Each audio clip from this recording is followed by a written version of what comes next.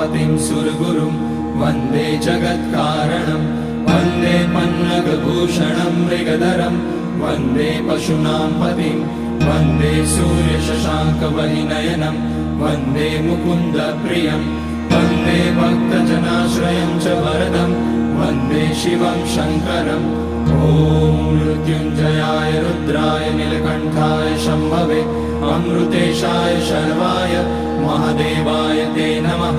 नमस्तेस्तु भगवन् विश्वेश्वराय महादेवाय त्र्यम्बकाय त्रिपुरान्तकाय त्रिकाग्निकालाय कालाग्निरुद्राय नीलकण्ठाय मृत्युञ्जयाय सर्वेश्वराय सदाशिवाय श्रीमान् महादेवाय नमः।